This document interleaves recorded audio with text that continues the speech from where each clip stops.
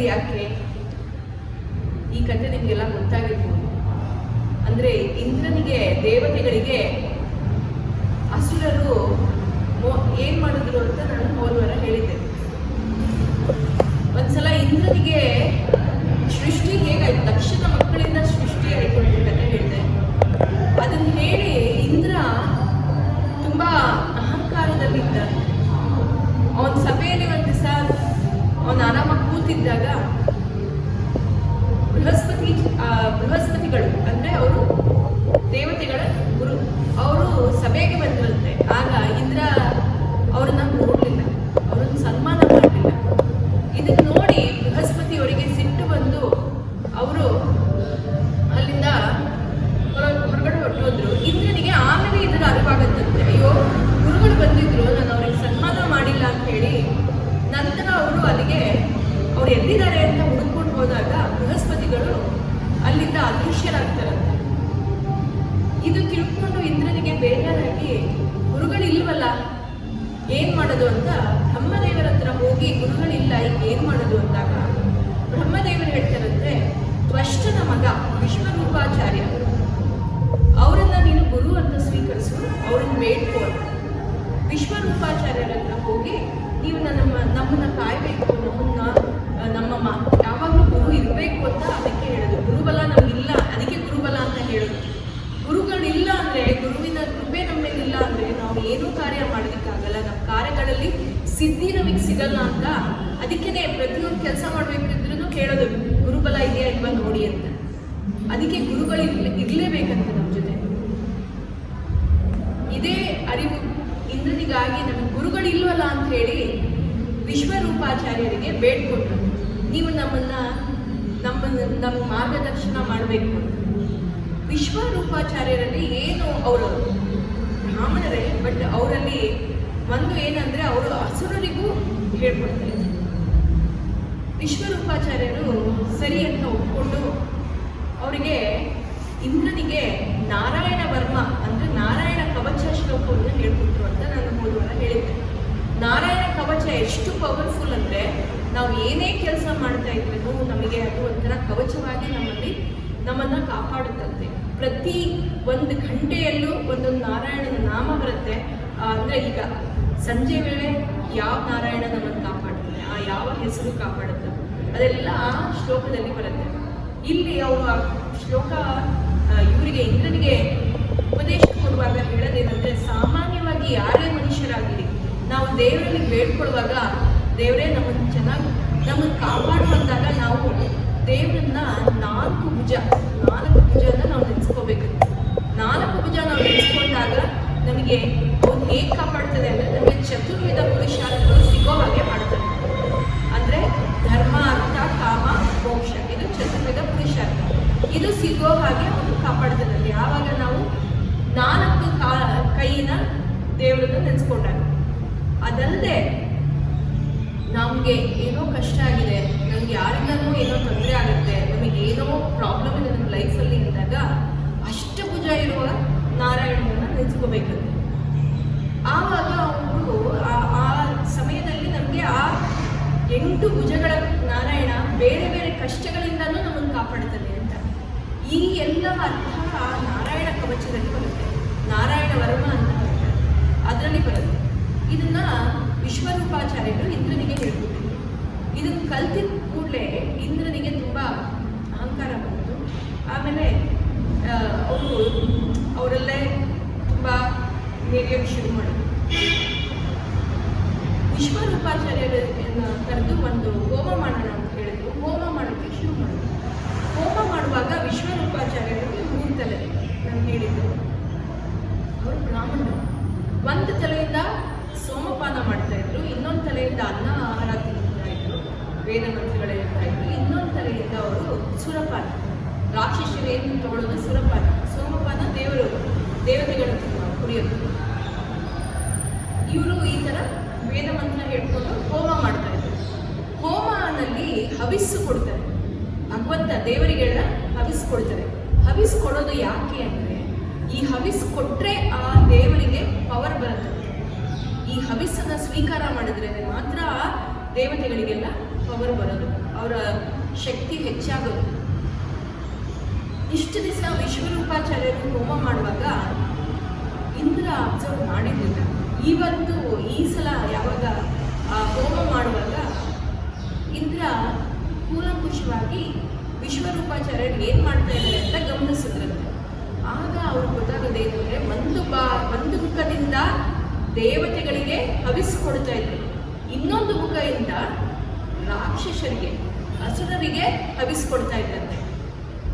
ಇದು ಯಾವಾಗ ಇಂದ್ರನಿಗೆ ಗೊತ್ತಾಯಿತು, ಇಂದ್ರನಿಗೆ ತುಂಬ ಕೋಪ ಬಂತು. ನನ್ನೊಟ್ಟಿಗೆ ಇದ್ದು ನಾನು ಮಾಡೋ ಯಜ್ಞದಲ್ಲಿ ಹವಿಸ್ಸನ್ನ ರಾಕ್ಷಸರಿಗೆ ಕೊಡ್ತಾ ಇದ್ದಾರೆ, ಅಸುರರಿಗೆ ಕೊಡ್ತಾ ಇದ್ದಾರೆ ಅಂತ ಸಿಟ್ಟು ಬಂದು ಅವರು ಒಂದೊಂದು ತಲೆಯನ್ನು ಕಡ್ದು ಹಾಕ್ತಾರೆ. ಇಂದ್ರ ಆ ತಲೆ ಕಡ್ದು ಹಾಕಿದಾಗ, ಇದು ನಾನು ಹೋದ್ವಾರ ಹೇಳಿರಲಿಲ್ಲ, ತಲೆ ಕಡ್ದು ಹಾಕಿದಾಗ ಒಂದೊಂದು ಪಕ್ಷಿಗಳು ಹುಟ್ಟುತ್ತೆ. ಆ ಪಕ್ಷಿಗಳು ಪಾರಿವಾಳ, ಗುಬ್ಬಚ್ಚಿ ಮತ್ತು ತ್ವಸ್ಪ ಅಂತ ಇನ್ನೊಂದು ಪಕ್ಷಿ ಅದು ನಾವು ಇಲ್ಲಿ ನೋಡೋದು ಹುಟ್ಟಿದ್ದು ಅಂತ ಹೇಳ್ತಾರೆ.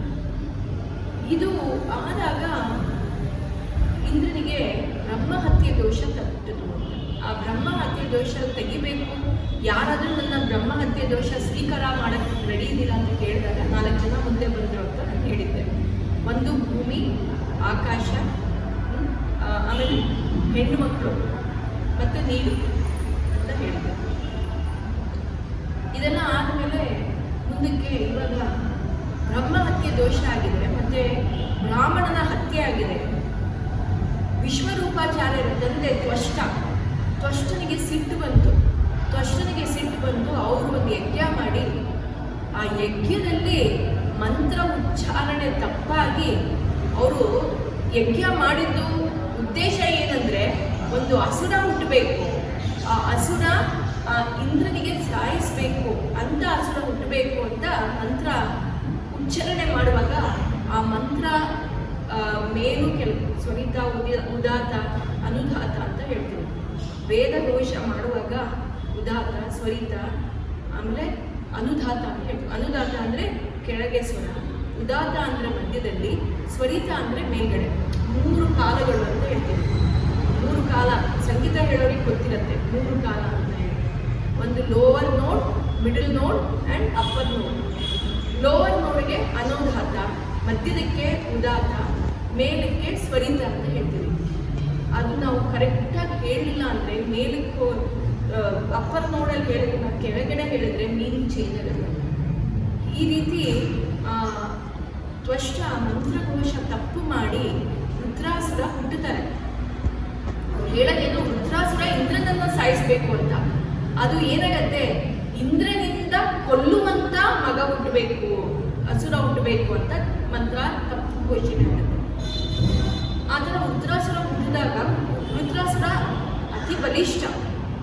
ಅವ್ರು ಬರ್ತಾರೆ, ಅವ್ರು ಬಂದು ಇಂದ್ರನನ್ನೆಲ್ಲ ಅಟ್ಟಿಸಿ ಆ ದೇವತೆಗಳನ್ನೆಲ್ಲ ಸೋಲ್ಸಿರ್ತಾರಂತೆ. ಆಗ ಇಂದ್ರ ಹೋಗಿ ಬ್ರಹ್ಮನನ್ನು ಕೇಳಿದಾಗ, ಬ್ರಹ್ಮ ಆ ದೇವತೆಗಳೆಲ್ಲ ಕೂತ್ಕೊಂಡು ಚರ್ಚೆ ಮಾಡಿದಾಗ ದದೀಚಿಯವರ ಹತ್ರ ಹೋಗಿ ದದೀಚಿಯರ ಮೂಳೆಯಿಂದ, ಬೆನ್ನು ಮೂಳೆಯಿಂದ ನಾವು ಆಯುಧ ಮಾಡಬೇಕು, ಆ ಆಯುಧನೇ ವಜ್ರಾಯುಧ ಅಂತ ನಾನು ಹೇಳಿದ್ದು. ಆ ದದೀಚಿಯ ಮೂಳೆಯಿಂದ ಯಾವ ಆಯುಧ ಮಾಡ್ತಾರೆ ಅದು ವಜ್ರಾಯುಧ. ಆ ದದೀಚಿಯನ್ನು ಬೇಡ್ಕೊಂಡು ಆ ದದೀಚಿಯ ಪ್ರಾಣ ತ್ಯಾಗ ಮಾಡಿದ್ಮೇಲೆ ಅವರ ಮೂಳೆಯಿಂದ ಆ ವಜ್ರಾಯುಧ ಮಾಡ್ತಾರೆ. ಆ ವಜ್ರಾಯುಧ ಮಾಡಿ ರುದ್ರಾಸುರ ಮತ್ತು ಇಂದ್ರನಿಗೆ ಘೋರವಾದ ಯುದ್ಧ ನಡೆಯುತ್ತೆ. ಆ ಯುದ್ಧ ನಡೆಯುವಾಗ ಫಸ್ಟು ರಾಕ್ಷಸರನ್ನೆಲ್ಲ ಅಟ್ಟಿಸಿ ಬಂದು ಇಂದ್ರ ಅವ್ರನ್ನೆಲ್ಲ ಸಂಹಾರ ಮಾಡ್ತಿದ್ದಂತೆ. ಆಗ ರುದ್ರಾಸುರ ಬಂದು ಅವ್ರಿಗೆ ಶಕ್ತಿ ಇಲ್ಲ, ಆ ಅಸುರರ ಹತ್ರ ನೀನು ಯುದ್ಧ ಮಾಡ್ತಾ ಇದೆಯಾ, ನಿನ್ನ ಸಮವಾಗಿ ಬಲಿಷ್ಠ ಯಾರಿದ್ದಾರೆ ಅವ್ರ ಹತ್ರ ಯುದ್ಧ ಮಾಡು, ನನ್ನ ಹತ್ರ ನೀನು ಯುದ್ಧ ಮಾಡು ಅಂತ ರುದ್ರಾಸುರ ಹೇಳಿದಾಗ ಇಂದ್ರ ಮತ್ತು ರುದ್ರಾಸುರನಿಗೆ ಯುದ್ಧ ಆಗುತ್ತೆ. ಯುದ್ಧ ನಡೆಯುವಾಗ ಒಂದ್ಸಲ ಆ ಆಯುಧ ಏನಿದೆ ವಜ್ರಾಯುಧ ಅದು ಕೆಳಗಡೆ ಬೀಳುತ್ತೆ. ಆಗ ರುದ್ರಾಸುರ ಹೇಳ್ತಾರಂತೆ, ನೋಡು ಇಂದ್ರ, ನೀನು ಹುಟ್ಟಿ ಬಂದಿರೋದೇ ನಮ್ಮನ್ನು ಸಾಯಿಸೋದಕ್ಕೆ, ನೀನು ನನ್ನನ್ನು ಸಂಹಾರ ಮಾಡೋದಕ್ಕೆ ಬಂದಿರೋದು, ಆ ಆಯುಧವನ್ನು ಎತ್ಕೋ. ಇಂದ್ರನಿಗೆ ಭಯ, ನಾನು ಕೆಳಗಡೆ ಬಗ್ಗಿ ಆ ಆಯುಧ ತಗೊಳ್ಳುವಾಗ ರುದ್ರಾಸುರ ನನ್ನನ್ನು ಕೊಳ್ತಾನೆ ಅಂತ. ಆಗ ರುದ್ರಾಸುರ ಹೇಳ್ತಾರಂತೆ, ಇಲ್ಲ ರುದ್ರಾಸುರ, ಇಂದ್ರ ನೀನು ಆ ಆಯುಧವನ್ನು ಎತ್ಕೋ, ನಾನು ನಿನ್ನಿಂದ ಸಂಹಾರ ಪಡೋದಿಕ್ಕೆ ಬಂದಿರೋದು, ನನ್ನ ಜನ್ಮ ಆಗಿರೋದೇ ನಿನ್ನಿಂದ ಸಂಹಾರ ಆಗೋದಿಕ್ಕೆ, ಮತ್ತೆ ನನಗೆ ನಿನ್ನ ಸಂಹಾರದಿಂದ ಮೋಕ್ಷ ಸಿಗತ್ತೆ, ಆ ದೇವಾದಿ ದೇವನಾದ ನಾರಾಯಣನ ಒಟ್ಟಿಗೆ ನನ್ನ ಮಿಲನ ಆಗುತ್ತೆ, ನೀನು ನನ್ನನ್ನು ಸಂಹಾರ ಮಾಡು, ನಾನು ನಿನ್ನಲ್ಲಿ ಬೇಡ್ಕೊಳ್ಳೋದಿದೆ ಅಂತ ಹೇಳ್ತಾನೆ. ಇಂದ್ರನಿಗೆ ಏನು ಅರ್ಥ ಆಗಲ್ಲ, ಅವನು ಅಸುರ, ಅವನೇನಕ್ಕೆ ಹಿಂಗೆ ಹೇಳ್ತಾ ಇದ್ದಾನೆ. ಆದ್ರೂ ಇಂದ್ರ ಆಯುಧ ಎತ್ಕೊಂಡು ವೃತ್ರಾಸುರನ್ನ ಸಂಹಾರ ಮಾಡೋದಕ್ಕೆ ಮುಂದೆ ಬರ್ತಾನಂತೆ. ಫಸ್ಟ್ ಅವನ ಕೈ ಕತ್ತರಿಸ್ತಾನೆ, ಆಮೇಲೆ ವೃತ್ರಾಸುರನಿಗೆ ಸಿಟ್ಟಾಗುತ್ತಂತೆ, ಅವನ ಕೈ ಕತ್ತರಿಸಿದಾಗ ವೃತ್ರಾಸುರ ಅವನಲ್ಲಿರೋ ಅತಿ ಬಲಿಷ್ಠವಾದ ಆಯುಧವನ್ನು ಇಂದ್ರನ ಮೇಲೆ ಬಿಡ್ತಾನೆ. ಆ ಆಯುಧ ಕೂಡ ದದೀಚಿಯ ಮೂಳೆಯಿಂದ ಮಾಡಿರೋ ವಜ್ರಾಯುಧದಿಂದ ಅದು ಏನು ಇಂದ್ರನಿಗೆ ಮಾಡೋಕ್ಕಾಗಲ್ಲ. ಹೀಗೆ ಆ ವಜ್ರಾಯುಧದಿಂದ ವೃತ್ರಾಸುರನ ಸಂಹಾರ ಆಗುತ್ತೆ. ಇಲ್ಲಿ ತನಕ ಹೇಳಿದ್ದೆ ನಾನು ಹೋದ. ಇವಾಗ ಮುಂದಕ್ಕೆ ಪರೀಕ್ಷಿತ್ ರಾಜ ಶುಕಮುನಿಗಳ ಹತ್ರ ಕೇಳ್ತಾ ಇರೋ ಕತೆ ಭಾಗವತ. ನಿಮಗೆ ನೆನಪಿದೆಯೋ ಇದು ಫಸ್ಟ್ ಇದರಲ್ಲಿ ಹೇಳಿದ್ದು. ಇವಾಗ ಪರೀಕ್ಷಿತ್ ರಾಜನಿಗೆ ಒಂದು ಸಂಶಯ ಬಂತು. ವೃತ್ರಾಸುರ ಬಂದು ಅಸುರ, ಆದರೆ ಅವನು ನನ್ನ ನಾರಾಯಣನ ಭಕ್ತಿ ಅವನು ತೋರಿಸ್ಕೊಟ್ನಲ್ಲ, ಯಾಕೆ ಅವನು ಅಸುರ ಆದರೆ ಸಾಮಾನ್ಯವಾಗಿ ಯಾರು ಅಸುರರು ರಾಕ್ಷಸರು ಇರ್ತಾರೆ ಅವರಿಗೆ ಭಗವಂತನಲ್ಲಿ ಭಕ್ತಿ ಇರೋದಿಲ್ಲ. ಆದರೆ ಈ ವೃತ್ರಾಸುರ ಮಾತ್ರ ಬೇರೆ ಥರ ಇಲ್ಲ. ಅವನು ನಾನು ನಾರಾಯಣನ ಜಪಕ್ಕೆ ಹೋಗಬೇಕು, ನಿನ್ನನ್ನು ಸಂಹಾರ ಮಾಡು ಅಂತ ಹೇಳಿದ್ದು ಯಾಕೆ ಅಂತ ಶುಕಮುನಿಗಳಿಗೆ ಕೇಳ್ತಾರಂತೆ. ಶುಕಮುನಿಗಳು ಹೇಳ್ತಾರಂತೆ, ಪರೀಕ್ಷಿತ್ ರಾಜ ನಿನ್ನ ಸಂಶಯ ಸರಿಯಾದಂತೆ, ಈ ವೃತ್ರಾಸುರನ ಹಿನ್ನೆಲೆ ಬೇರೆ ಇದೆ. ಈ ವೃತ್ರಾಸುರನ ಹಿನ್ನೆಲೆ ನೀನು ತಿಳ್ಕೋಬೇಕು ಅಂತ ವೃತ್ರಾಸುರನ ಹಿನ್ನೆಲೆಯನ್ನು ಈಗ ಹೇಳ್ತಾರೆ. ವೃತ್ರಾಸುರ ಯಾರು ಅಂತ ಗೊತ್ತಾಗೋದಕ್ಕೆ ಒಂದು ಕಥೆಯನ್ನು ಶುಕಮುನಿಗಳು ಹೇಳ್ತಾರೆ. ಒಂದು ರಾಜ್ಯದಲ್ಲಿ ಚಿತ್ರಕೇತು ಅಂತ ರಾಜ ಇದ್ದ. ಆ ಚಿತ್ರಕೇತು ರಾಜನಿಗೆ ಹಲವಾರು ಪತ್ನಿಯರು, ಆದರೆ ಅವರಿಗೆ ಒಂದು ಕೊರಗಿತ್ತು. ರಾಜ್ಯದಲ್ಲಿ ಎಲ್ಲ ಇತ್ತು, ರಾಜ್ಯದಲ್ಲಿ ಹಣ ಕಾಸು ಮತ್ತೆ ಮಳೆ ಬೆಳೆ ಎಲ್ಲ ಚೆನ್ನಾಗಿತ್ತಂತೆ, ಆದರೆ ಅವರಿಗೆ ಮಕ್ಕಳಾಗಿರಲಿಲ್ಲ. ಇದು ಒಂದು ಚಿತ್ರಕೇತುಗೆ ತುಂಬ ಕಾಡಿಸ್ತಿತ್ತಂತೆ, ಮಕ್ಕಳು ಆಗಿಲ್ಲ, ನನ್ನ ವಂಶ ಉದ್ಧಾರ ಇಲ್ಲ ಅಂತ ಹೇಳಿ ಅವರಿಗೆ ತುಂಬ ಬೇಜಾರಾಗಿತ್ತು. ಹೀಗೆ ಒಂದ್ಸಲ ಅವರಿದ್ದಾಗ ಹಳೆ ಕಾಲದಲ್ಲಿ ಮುನಿಗಳೆಲ್ಲ ಎಲ್ಲ ಕಡೆ ಸಂಚಾರ ಮಾಡ್ಕೊಂಡು ಹೋಗ್ತಾ ಇದ್ರು. ಅಂಗೀರಸ ಮುನಿಗಳು ಹಾಗೆ ಸಂಚಾರ ಮಾಡಿಕೊಂಡು ಚಿತ್ರಕೇತುವಿನ ರಾಜ್ಯಕ್ಕೆ ಬರ್ತಾರಂತೆ. ಬಂದು ಚಿತ್ರಕೇತು ಹತ್ರ ಹೋಗಿ ಮಾತಾಡುವಾಗ ಅವ್ರಿಗೆ ಗೊತ್ತಾಗುತ್ತೆ ಚಿತ್ರಕೇತುವಿನಲ್ಲಿ ಏನೋ ಒಂದು ದುಃಖ ಇದೆ. ಅವ್ರ ಮುಖ ನೋಡಿದಾಗ ಏನೋ ಒಂದು ದುಃಖ ಇದೆ. ಕೇಳ್ತಾರಂತೆ ಚಿತ್ರಕೇತುಗೆ, ಏನಾಯ್ತು, ನೀನು ಯಾಕೆ ಶೋಕದಲ್ಲಿದೆಯಾ, ಏನು ನಿಮಗೆ ಬೇಸರ, ಅದನ್ನು ನನ್ನ ಹತ್ರ ಹೇಳ್ಕೊ ಅಂತ. ಆಗ ಚಿತ್ರಕೇತು ಹೇಳ್ತಾರಂತೆ, ನೋಡಿ ನನಗೆಲ್ಲ ಇದೆ, ಆದರೆ ನನಗೆ ವಂಶ ಉದ್ಧಾರ ಮಾಡುವಂಥ ಒಂದು ಮಗ ಬೇಕು, ಆ ಮಗ ಇಲ್ಲ ನನಗೆ, ಅದೇ ನನಗೆ ಕಾಡಿಸ್ತಾ ಇರೋದು ಅಂತ. ಆಗ ಚಿತ್ರಕೇತು ಹೇಳ್ತಾರಂತೆ, ಚಿತ್ರಕೇತುಗೆ ಅಂಗಿರಸ ಹೇಳ್ತಾರಂತೆ, ನೋಡು ರಾಜ, ಈ ಮಕ್ಕಳು, ಈ ರಾಜ್ಯ, ಈ ವಂಶ ಇದೆಲ್ಲ ನಮ್ದಲ್ಲ, ಇದೆಲ್ಲ ಭಗವಂತ ಕೊಟ್ಟಿರೋದು, ಇದೆಲ್ಲ ನಮಗೆ ಬೇಕು ಅನ್ನೋದು ಏನು ಇಂಪಾರ್ಟೆಂಟ್ ಅಲ್ಲ. ಆದರೆ ನೀನು ಇವಾಗ ಏನು ಮಾಡಬೇಕು, ಎಲ್ಲ ಬಿಟ್ಟು ನೀನು ಭಗವಂತನಲ್ಲಿ ಶರಣಾಗು, ಅವ್ನು ಜಪ ಮಾಡು, ನಿನಗೆ ಮೋಕ್ಷ ಸಿಗತ್ತೆ ಅಂತ ಹೇಳ್ತಾರೆ. ಅದು ಚಿತ್ರಕೇತು ಹೇಳ್ತಾರಂತೆ, ಇಲ್ಲ ನನಗಿದೆಲ್ಲ ಅಲ್ಲ ಇಂಪಾರ್ಟೆಂಟ್, ನನಗೊಂದು ಮಗು ಬೇಕು, ಒಂದು ಗಂಡು ಮಗು ಬೇಕು, ನಿನಗೆ ಅದೇ ಬೇಕಾ, ಸರಿ ನಾನು ನಿನಗೆ ಕೊಡ್ತೀನಿ ಅಂತ ಹೇಳಿ ಅವರಿಗೊಂದು ಪ್ರಸಾದ ಕೊಡ್ತಾರಂತೆ, ಇದು ನಿನ್ನ ಹೆಂಡತಿಗೆ ಕೊಡು, ನಿನಗೊಂದು ಮಗು ಹುಟ್ಟತ್ತೆ ಅಂತ. ಆವಾಗ ಚಿತ್ರಕೇತು ಅವರ ಮೊದಲನೇ ಹೆಂಡತಿಯನ್ನು ಕರೆದುಬಿಟ್ಟು ಈ ಪ್ರಸಾದವನ್ನು ಸ್ವೀಕರಿಸಿದ್ರು ಅಂತ ಹೇಳಿ ಕೊಡ್ತಾರೆ. ಹೆಂಡತಿ ಪ್ರಸಾದ ಸ್ವೀಕರಿಸ್ತಾಳೆ. ಆಮೇಲೆ ಅಂಗಿರಸ ಋಷಿಗಳಲ್ಲಿ ಹೊರಡ್ತಾರೆ. ಹೆಂಡತಿ ಪ್ರಸಾದ ಸ್ವೀಕರಿಸಿದ್ಮೇಲೆ ಅವಳಿಗೆ ಮಗು ಹುಟ್ಟುತ್ತೆ, ಗಂಡು ಮಗು ಹುಟ್ಟುತ್ತೆ. ರಾಜನಿಗೆ ಎಲ್ಲಿಲ್ಲದ ಖುಷಿ, ಗಂಡು ಮಗು ಹುಟ್ಟಿದೆ ಅಂತ. ಆಮೇಲೆ ಎಲ್ಲ ಬೇರೆ ಪತ್ನಿಯರನ್ನೆಲ್ಲ ನಿರ್ಲಕ್ಷ್ಯ ಮಾಡೋಕ್ಕೆ ಶುರು ಮಾಡಿದ್ರು. ಅವ್ರನ್ನ ನೋಡ್ತಾ ಇರಲಿಲ್ಲ, ಅವ್ರ ಹತ್ರ ಹೋಗ್ತಾ ಇರಲಿಲ್ಲ.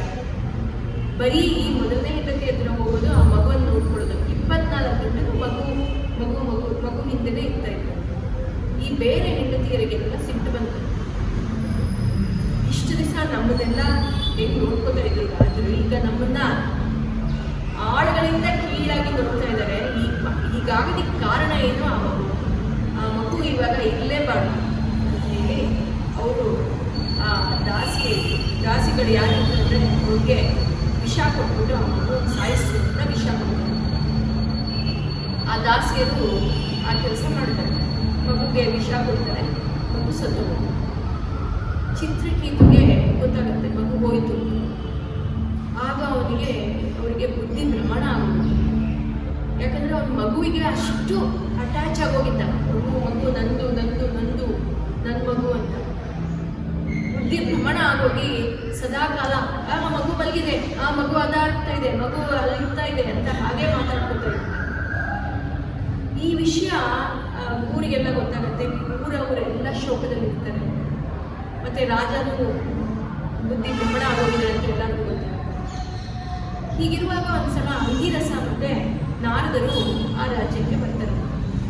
ಅಂಗಿರಸ ಮತ್ತು ನಾರದರು ಬಂದಾಗ ರಾಜನ ಹತ್ರ ಹೋಗ್ತಾರೆ. ಚಿತ್ರಕೇತು ಹತ್ರ ಹೋಗಿ ಚಿತ್ರಕೇತುವಿಗೆ ಮಾತಾಡಿಸ್ತಾರೆ.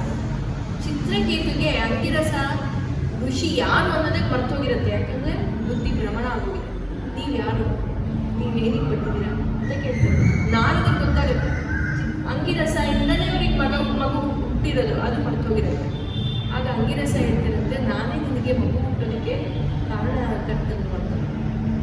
ಆಗ ಇವರು ಚಿತ್ರಕೇತು ಹೇಳ್ತಾರಂತೆ, ನಾನು ಏನು ಮಾಡಲಿ, ನನ್ನ ಮಗು ನನ್ನಲ್ಲಿ ಇಲ್ಲ. ಇವರೆಲ್ಲ ಮಾತಾಡಿ ಕೇಳಿ ಅವ್ರಿಗೆ ಒಂದು ಸ್ವಲ್ಪ ಬುದ್ಧಿ ಸರಿ ಹೋಗಿ, ನನ್ನ ಮಗು ಇಲ್ಲ, ನನಗೆ ಆ ಮಗು ಬೇಕು, ಆ ಮಗು ನನ್ನ ರಾಜ್ಯವನ್ನು ನೋಡ್ಕೋಬೇಕು, ಈ ನನ್ನ ಆಸ್ತಿಯನ್ನು ಅದೇ ಮಗುಗೆ ನಾನು ಕೊಡಬೇಕು ಅಂತ ಹೇಳ್ತಾರೆ. ಆಗ ನಾರದರು ಹೇಳ್ತಾರಂತೆ, ಸರಿ ನೀನು ಹೇಳಿದ ಮಾತು ಸರಿ ಇದೆ, ನಾನೊಂದು ಕೆಲಸ ಮಾಡ್ತೀನಿ. ಯಾವ ನಿನ್ನ ಮಗುವಿನ ಆತ್ಮ ಹೋಗಿದೆ ಆ ಆತ್ಮವನ್ನು ನಾನು ಇಲ್ಲಿ ಕರೆಸ್ತೀನಿ. ಆ ಆತ್ಮ ನಿನ್ನಲ್ಲಿ ಬಂದು ನಿನ್ನ ಮಗನಾಗಿ ಇರೋದಕ್ಕೆ ಆಸೆ ಪಡತ್ತಾ ಅಂತ ತಿಳ್ಕೊಳ್ಳೋಣ ಫಸ್ಟು ಅಂತ ಹೇಳ್ತಾರೆ. ಸರಿ ಅಂತ ಹೇಳಿ ನಾರದರು ಅವರಿಂದ ಆ ಆತ್ಮ ಯಾವುದು, ಆ ಮಗುವಿನ ಆತ್ಮ ಹೋಗ್ತು, ಆ ಮಗುವನ್ನ ಕರೆಸ್ತಾರಂತೆ. ಕರೆಸ್ಬಿಟ್ಟು ಆ ಆತ್ಮಕ್ಕೆ ಹೇಳ್ತಾರಂತೆ, ನೋಡು ಇವರು ನಿನ್ನ ತಂದೆ, ಇವರು ನಿನ್ನನ್ನು ಇಲ್ಲಿ ಈ ದೇಹಕ್ಕೆ, ಈ ರಾಜ್ಯಕ್ಕೆ ಮತ್ತೆ ಬರಬೇಕು, ಈ ಲೋಕಕ್ಕೆ ಮತ್ತೆ ಬರಬೇಕು ಅಂತ ಬೇಡ್ಕೊತಾ ಇದ್ದಾರೆ, ನೀನು ಬಾ. ಆಗ ಮಗು ಹೇಳುತ್ತಂತೆ, ಆ ಆತ್ಮ, ಮಗು ಅಂದರೆ ಆ ಆತ್ಮ ಹೇಳುತ್ತಂತೆ, ಯಾರು ತಂದೆ, ಯಾರು ತಾಯಿ? ಈ ಜನ್ಮದಲ್ಲಿ ಇವ್ರು ಇರ್ಬೋದು ನನ್ನ ತಂದೆ ತಾಯಿ, ಆದರೆ ಯಾರು ಯಾವ ಆತ್ಮಕ್ಕೂ ಯಾರು ತಂದೆ ತಾಯಿ ಇಲ್ಲ. ತಂದೆ ತಾಯಿ ಅಂತ ಹೇಳ್ಬೇಕಂದ್ರೆ ಸಾಕ್ಷಾತ್ ಪರಮಾತ್ಮನೇ, ಅವನೇ ನಮ್ಮನ್ನು ನೋಡ್ಕೊಳ್ಬೋದು. ನಾನು ಮತ್ತೆ ಈ ಭೂಗೋಳಕ್ಕೆ ಬಂದು ಈ ಸಂಸಾರ ಬಂಧನದಲ್ಲಿ ನನಗೆ ಸಿಕ್ಕಾಕೊಳ್ಳೋಕೆ ಇಷ್ಟ ಇಲ್ಲ. ನನಗೆ ಮತ್ತೆ ಈ ಜನಸಾಮಾನ್ಯರ ಯೋಚನೆಯಲ್ಲಿ ನನಗೆ ಹುಡುಗೋಕೆ ಇಷ್ಟ ಇಲ್ಲ. ನನ್ನ ಆತ್ಮನೇ ಬೇರೆ ಸ್ವರೂಪದಲ್ಲಿದೆ, ನನಗಿದು ಬೇಡ ಅಂತ ಹೇಳುತ್ತಂತೆ ಆ ಆತ್ಮ. ನಾನು ಇಲ್ಲಿ ವಾಪಸ್ ಬರೋಕ್ಕೆ ನನಗೆ ಇಷ್ಟ ಇಲ್ಲ. ಯಾಕಂದರೆ ಅಲ್ಲಿ ಇದು ಭಾಗವತದಲ್ಲಿ ತುಂಬ ಚೆನ್ನಾಗಿ ವಿಸ್ತಾರ ಮಾಡಿದ್ದಾರೆ. ಅಂದರೆ ಯಾವುದಕ್ಕೂ ನಾವು ಅಟ್ಯಾಚ್ ಆಗಬಾರ್ದು. ಸಾಮಾನ್ಯವಾಗಿ ಎಲ್ಲ ಜನರು ನನ್ನ ಮಗು, ನಮ್ಮ ತಾಯಿ, ನಮ್ಮ ತಂದೆ, ನಮ್ಮ ಬಂಧು, ನಮ್ಮ ಬಳಗ, ನನ್ನ ಆಸ್ತಿ, ನನ್ನ ಮನೆ, ನನ್ನ ಗಾಡಿ, ನನ್ನ ಇದು ಅಂತ ತುಂಬ ಅಟ್ಯಾಚ್ ಆಗೋಗ್ತೀವಂತೆ. ಇದು ಆಗಬಾರ್ದು ಅಂತ ಭಾಗವತದಲ್ಲಿ ಇದು ಬುದ್ಧಿ ನಮಗೆ ಕ್ಲಿಯರಾಗಿ ಕೊಡುತ್ತೆ. ಆದ್ರೂ ನಾವು ಸಾಮಾನ್ಯ ಜನರು ಏನು ಮಾಡ್ತೀವಿ, ನಮ್ಮ ನಿಜವಾದ ಉದ್ದೇಶ ಏನಿದೆ ಜೀವನದ, ಆ ಉದ್ದೇಶ ನಾವು ಮರ್ತೋಗಿ ಬರೀ ಈ ಮೆಟೀರಿಯಲಿಸ್ಟಿಕ್ ಥಿಂಗ್ಸಲ್ಲಿ ನಾವು ಇನ್ವಾಲ್ವ್ ಆಗೋಗ್ತೀವಿ. ನನಗೆ ಅದು ಬೇಕು, ಇದು ಬೇಕು, ನನ್ನ ಮನೆಯವರು, ನನ್ನವರು ಅಂತ ಅದರಲ್ಲೇ ನಾವು ತೊಡಗಿಸ್ಕೋತೀವಿ. ಹೊರತು ನಮಗೆ ನಿಜವಾದ ನಮ್ಮ ಉದ್ದೇಶ ಏನು, ನಮಗೆ ಜನ್ಮ ಬಂದಿರೋದು ಯಾಕೆ, ಭಗವಂತನಲ್ಲಿ ನಾವು ನಮ್ಮನ್ನು ನಾವು ತೊಡಗಿಸ್ಕೋಬೇಕು ಅನ್ನೋದನ್ನು ನಾವು ಮರ್ತೋಗಿ ಇದರಲ್ಲೇ ನಾವು ಸಿಕ್ಕಾಕೋತೀವಿ ಅಂತ ಇಲ್ಲಿ ಭಾಗವತದಲ್ಲಿ ಅದು ಉಲ್ಲೇಖ ಆಗಿದೆ. ಇವಾಗ ನಾವು ಹೇಳಿದ್ದು ಕೇಳಿಸ್ಕೊಂಡು ಚಿತ್ರಕೇತುವಿಗೆ ಆಗ ಅವರ ಬುದ್ಧಿ ಸರಿ ಹೋಗಿ, ಹೌದಲ್ಲ, ನಾನು ಯಾಕೆ ಈ ಸಣ್ಣ ಸಣ್ಣ ಇದ್ದ ಆಸೆ ಪಟ್ಟೆ, ಸಣ್ಣ ಸಣ್ಣ ಕಾರ್ಯದಲ್ಲೇ ಇಷ್ಟಪಟ್ಟಿದ್ದೀನಲ್ಲ, ಇದು ಸರಿಯಲ್ಲ ಅಂತ ಚಿತ್ರಕೇತುವಿಗೆ ಆಗ ಅವ್ರಿಗೆ ಬುದ್ಧಿ ಸರಿ ಹೋಗಿ ಎಲ್ಲ ಅವ್ರ ರಾಜ್ಯ ಎಲ್ಲವನ್ನು ಬಿಟ್ಟು ಅವರು ಬ್ರಹ್ಮವಿದ್ಯೆ ಕಳ್ಕೋಬೇಕು ಅಂತ ಹೋಗ್ತಾರೆ. ಅವ್ರು ಹೋಗೋ ಸಮಯಕ್ಕೆ ನಾರದರು ಹೇಳ್ತಾರಂತೆ, ನಾವೇ ನಿಮಗೆ ಬ್ರಹ್ಮವಿದ್ಯೆಯ ಜ್ಞಾನವನ್ನು ಕೊಡ್ತೀವಿ ಅಂತ. ಬ್ರಹ್ಮವಿದ್ಯೆ ಜ್ಞಾನ ಅವರಿಗೆ ಅಲ್ಲಿ ಅವರು ಹೇಳ್ಕೊಡ್ತಾರೆ. ಚಿತ್ರಕೇತು ಈಗ ಎಲ್ಲ ಕಲಿತುಕೊಂಡು ಅವರು ವಿದ್ಯಾಧರರಾಗೋದು. ವಿದ್ಯೆ ಎಲ್ಲ ಥರ ವಿದ್ಯೆ ಏನು ಆತ್ಮವಿದ್ಯೆ ನಾವೇನು ತಿಳ್ಕೋಬೇಕು, ನಮ್ಗೆ ಎಷ್ಟು ಜನ್ಮ ಬೇಕು ಆ ಆತ್ಮವಿದ್ಯೆ ತಿಳ್ಕೊಳ್ಳೋಕ್ಕೆ, ಬ್ರಹ್ಮವಿದ್ಯೆ ತಿಳ್ಕೋಬೇಕಂದ್ರೆ ನಮ್ಗೆ ಎಷ್ಟು ಜನ್ಮ ಬೇಕು. ಆ ವಿದ್ಯೆ ತಿಳ್ಕೊಂಡಿದ್ಮೇಲೆ ಅವರು ಒಂಥರ ತುಂಬ ಪವರ್ಫುಲ್ ಆಗಿ ಹೋಗಿ ಯಾವುದ್ರಲ್ಲೂ ಅವ್ರಿಗೆ ಅಟ್ಯಾಚ್ಮೆಂಟ್ಸ್ ಇರಲಿಲ್ಲ, ಯಾವುದು ಬೇಕು ಅನ್ನೋ ಆಸೆ ಇರಲಿಲ್ಲ. ಅವ್ರಿಗೆ ಪವರು ಜಾಸ್ತಿ ಆಯಿತು, ಯಾಕಂದರೆ ಅವ್ರಿಗೆಲ್ಲ ಬ್ರಹ್ಮವಿದ್ಯೆ ಗೊತ್ತು. ಅವರು ಆಕಾಶದಲ್ಲಿ ಸಂಚಾರ ಮಾಡಿಕೊಂಡು ಆರಾಮಿದ್ದಾರೆ. ಹೀಗೆ ಒಂದು ದಿವಸ ಸಂಚಾರ ಮಾಡ್ಕೊಂಡು ಹೋಗ್ತಾ ಇದ್ದಾಗ ಕೈಲಾಸದ ಹತ್ರ ಹೋದ್ರು. ಕೈಲಾಸದ ಹತ್ರ ಹೋದಾಗ ಮೇಲಿಂದ ನೋಡಿದ್ರಂತೆ ಶಿವ, ಪಾರ್ವತಿ ಮತ್ತೆ ಶಿವನ ಸಭೆ ನಡೀತಾ ಇದೆ. ಸಭೆಯಲ್ಲೆಲ್ಲ ಋಷಿಗಳು ಕೂತಿದ್ದಾರೆ, ಋಷಿಗಳೆಲ್ಲ ಇದ್ದಾರೆ. ಮೇಲಿಂದ ನೋಡಿದಾಗ ಶಿವನನ್ನು ನೋಡಿ ನಕ್ಕಿದ್ರಂತೆ ಚಿತ್ರಕೇತು. ಏನಕ್ಕೆ ನಕ್ಕಿದ್ರು ಅಂದ್ರೆ ಶಿವ ನಗ್ನನಾಗಿ ಪಾರ್ವತಿಯನ್ನ ತೊಡೆ ಮೇಲೆ ಕೂತ್ಕೊಂಡಿದ್ದರು, ಕುಳ್ಳರಿಸಿಕೊಂಡು. ಕೆಳಗಡೆ ಬಂದ್ರು ಚಿತ್ರಕೇತು. ಕೆಳಗಡೆ ಬಂದು, ನೀನು ತ್ರಿಮೂರ್ತಿಗಳಲ್ಲಿ ಒಬ್ಬನು, ನೀನು ಏನ್ ಮಾಡ್ತಾ ಇದೀಯ ನೀನು? ಇಲ್ಲೆಲ್ಲ ಮುನಿಗಳು ಕೂತಿದ್ದಾರೆ ಶಿವ, ಈ ಮುನಿಗಳ ಮುಂದೆ ನಿನ್ನ ಹೆಂಡತಿಯನ್ನೇ ನೀನು ತೊಡೆ ಮೇಲೆ ಕೂರಿಸ್ಕೊಂಡಿದ್ಯಾ? ಇದು ಯಾವ ರೀತಿಲಿ ಸರಿ? ಯಾವ ರೀತಿಯಲ್ಲಿ ಸರಿ? ನಿನ್ನ ಹೆಂಡತಿ ಒಟ್ಟಿಗೆ ಇರಬೇಕು ಅಂದ್ರೆ ಈ ಜನಸಮೂಹ ಮುಂದೆ ಯಾಕೆ ಮಾಡ್ತಾ ಇದೆಯಾ? ನೀನು ಬೇರೆ ಕಡೆ ಹೋಗಿರ್ಬೇಕಲ್ವಾ? ಎಂತ ಇದು ಅಂತ ನಗ್ತಾರಂತೆ ಚಿತ್ರಕೇತು. ಆಗ ಚಿತ್ರಕೇತು ನಕ್ಕಿದ್ ನೋಡಿ ಅಲ್ಲಿರೋರು ಯಾರು ಏನು ಮಾತಾಡಿಲ್ಲ. ಶಿವನು ಸುಮ್ಮನೆ ನಗ್ತಾನಂತೆ ಅಷ್ಟೇ. ಶಿವ ಯಾವಾಗ ಸುಮ್ಮನೆ ಇದ್ದಾರೆ ಆಗ ಮುನಿಗಳೆಲ್ಲ ಸುಮ್ಮನೆ ಆದರು. ಪಾರ್ವತಿ ಅಲ್ಲಿ ತನಕ ಸುಮ್ಮನೆ ಇದ್ದು ಪಾರ್ವತಿಗೆ ಸಿಟ್ಟು ಬಂತ. ನಾನು ನನ್ನ ಗಂಡನೊಟ್ಟಿಗಿದ್ದೀನಿ, ಇವನಿಗೇನು ಕಷ್ಟ? ಇವನು ಯಾಕೆ ಇಲ್ಲಿ ನಮ್ಮ ಮಧ್ಯೆ ಬಂದು ಈ ಥರ ಮಾತಾಡ್ತಾ ಇದ್ದಾನೆ, ಇವನಿಗೆ ಏನಿದ್ರಿಂದ ಅಂತ ಪಾರ್ವತಿಯಲ್ಲಿ ಶಾಪ ಕೊಡ್ತಾನೆ. ಚಿತ್ರಕೇತುವಿಗೆ ಶಾಪ, ನೀನು ಅತಿ ನೀಚನಾಗಿ ಹುಟ್ಟು ಅಂತ ಶಾಪ ಕೊಡ್ತಾನೆ.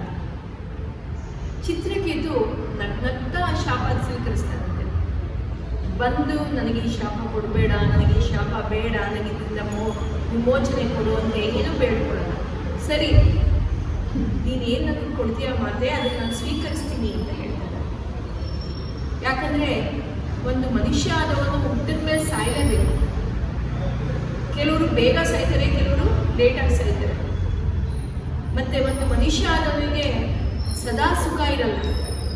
ಒಂದು ದಿವಸ ಸುಖ ಇರುತ್ತೆ, ಒಂದು ದಿವಸ ಕಷ್ಟ ಇರುತ್ತೆ. ಒಂದು ದಿವಸ ಜೀವನದಲ್ಲಿ ಬೆಳಕಿರುತ್ತೆ, ಒಂದು ದಿವಸ ಜೀವನದಲ್ಲಿ ಕತ್ತಲೆ ಇರುತ್ತೆ. ಇವಾಗ ನೀನು ಕೊಟ್ಟಿರೋ ಉದ್ದೇಶನೂ, ನೀನು ಶಾಪ ಕೊಟ್ಟಿರೋ ಉದ್ದೇಶನೂ ಯಾವುದೇ ಒಳ್ಳೆಯ ಕಾರ್ಯಕ್ಕೆ ಇರಬೇಕು. ನಾನು ನಿನ್ನನ್ನು ನೋಡಿ ಈ ಥರ ಬಂದು ಅಕ್ಕಿದ್ದು ಕೂಡ ನನ್ನ ಮನಸಾರೆ ಅಲ್ಲ, ಇದು ಕೂಡ ಭಗವಂತನ ಪ್ರೇರಣೆಯಿಂದಲೇ ಆಗಿರುತ್ತೆ.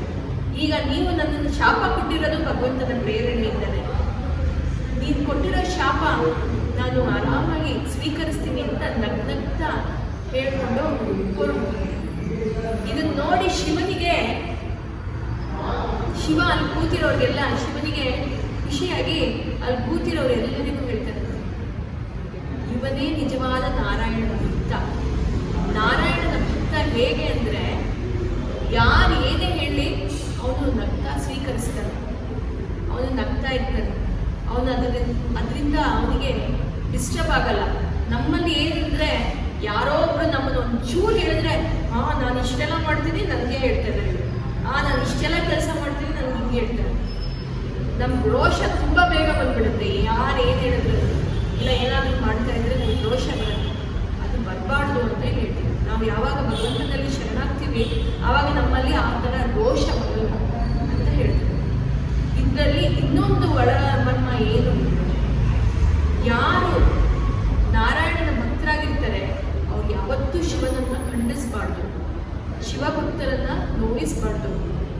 ಸಾಮಾನ್ಯವಾಗಿ ಪ್ರಾಕ್ಟೀಸಲ್ಲಿ ಏನಂದರೆ ವಿಷ್ಣು ಭಕ್ತರು ಶಿವಭಕ್ತರನ್ನ ಹೀಹಾಡಿಸ್ತಾರೆ, ಅವ್ರಿಗೆ ಒಂಥರ ಕೀಳು ಮಟ್ಟದವರು ಅಂತ ನೋಡ್ತಾರೆ. ಅದನ್ನು ಮಾಡಬಾರ್ದಂತ. ಅದು ಕೂಡ ಇಲ್ಲಿ ಒಂದು ಒಳ ಅರ್ಥ. ಇಬ್ಬರೂ ಸಮಾನ, ತ್ರಿಮೂರ್ತಿಗಳು ಎಲ್ಲ ಭಕ್ತರು ಒಂದೇ. ಚಿತ್ರಕೇತು ಈ ಶಾಪ ತಗೊಂಡಿದ್ರಿಂದ ಅವರು ವೃತ್ರಾಸುರನಾಗಿ ಹುಟ್ಟಿ ಮತ್ತೆ ಅವರು ಅದೇ ಹಿಂದಿನ ಜನ್ಮಕ್ಕೆ ಹೋಗ್ಬೇಕು ಅಂತ ವೃತ್ರಾಸುರನ ಸಂಹಾರಕ್ಕೆ ಕಾಯ್ತಾ ಇದ್ರು. ಅಂದ್ರೆ ಅವರ ಆತ್ಮ ಮತ್ತೆ ಆ ವೃತ್ರಾಸುರನ ಅಸುರನ ದೇಹದಿಂದ ಹೋಗ್ಬೇಕು ಅಂತ ಬೇಡ್ಕೊಂಡು, ಇದು ಚಿತ್ರಕೇತುವಿನ ಹಿನ್ನೆಲೆ, ಅಂದ್ರೆ ವೃತ್ರಾಸುರನ ಹಿನ್ನೆಲೆ. ಈ ಹಿನ್ನೆಲೆಯಿಂದ ನಾವು ತಿಳ್ಕೊಬೇಕಿರೋ ಕಥೆ ಏನು ಅಂದ್ರೆ, ಪ್ರತಿ ದಿವಸ ನಾವು ನಾರಾಯಣನ ನೆನೆಸ್ಕೋಬೇಕು ಮತ್ತು ನಮ್ಮ ಅಟ್ಯಾಚ್ಮೆಂಟ್ ಜೀವನದಲ್ಲಿ ನಮ್ಗೆ ಏನೇನು ಕಾರ್ಯಗಳಿಗೆ ಏನೇನು ಮಾಡ್ತಾ ಇದ್ದೀವಿ ಅದು ನಾವು ನಮ್ಮ ಕೆಲಸ, ದಿನನಿತ್ಯದ ಕೆಲಸ ಅಂತ ನಾವು ಮಾಡ್ಬೇಕಷ್ಟೇ. ಬಟ್ ಅದರಲ್ಲೇ ನಮ್ಮನ್ನ ನಾವು ಅಟ್ಯಾಚ್ ಆಗಿರಬಾರ್ದು ಅಂತ